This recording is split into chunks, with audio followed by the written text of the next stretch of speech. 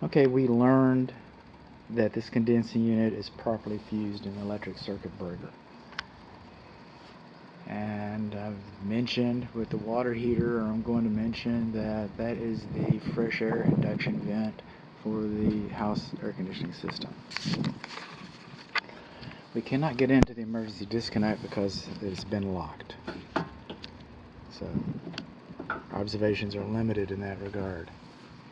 Our box has been sealed around mostly 3 sides,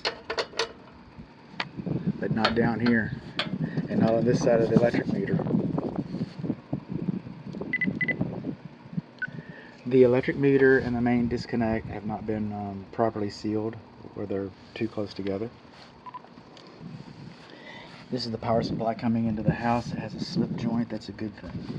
This is our grounding rod, and they are 8 feet long, and they're supposed to be buried completely, and they're not supposed to be buried 7 foot 6 inches.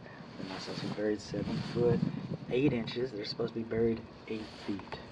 Now, an electrician can put an ohmmeter on this and demonstrate to the code inspector that there's enough resistance, and then the code inspector, local jurisdiction having authority, can supersede the code and okay that and say that it's fine.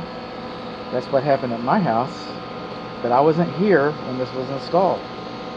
So all I know is the code says that this is supposed to be perfectly buried, and it's not.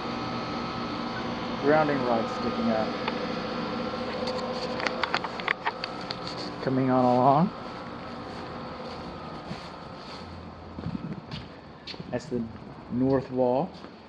Inside the garage north wall. Garage north wall here. This is going to be an academic. Alright, this is an exercise. And the reason why I'm saying that is because right here, the model number Q0C42UF has been recalled. This box has been recalled as deficient. The builder should come in and put another box in. I guess the builder or the electrician or somebody, but this cabinet has been recalled. I know that much. Who does what? That's up to y'all. Not supposed to have more than 1/8 of an inch gap between the wall and the cabinet. See this cabinet, this dead front cover plate, it's going to fit right on the wall, just like that. See? It's supposed to fit next to this. It's supposed to butt up next to this. Not supposed to have more than 1/8 of an inch. You've compromised the fire blocking. When this cabinet is in place, this gap, if this melts down, spectacularly, the fire can go breach that and come through there. What else we got here, bud? Oh, we got stuff.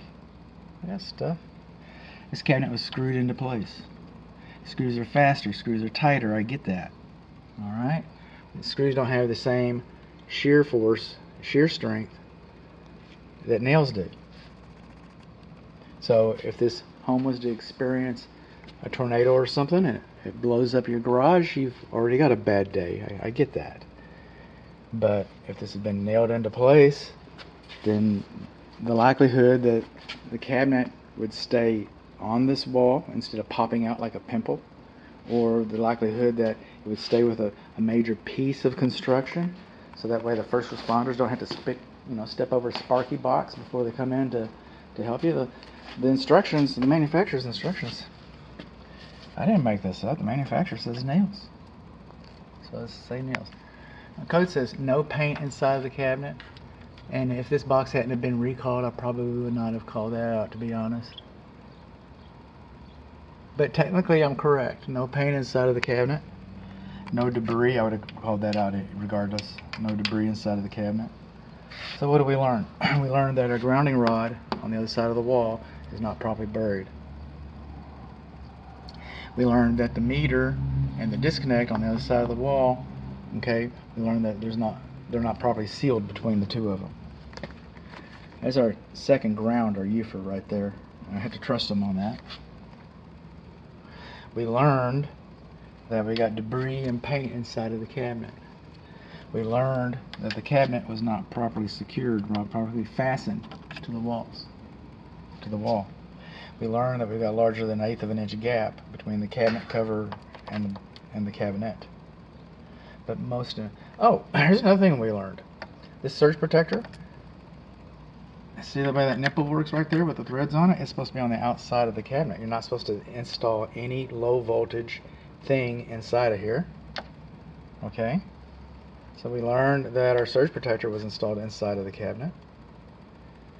And then we learned, most importantly, that this cabinet, this load center, this electric service panel, we learned that it's been recalled.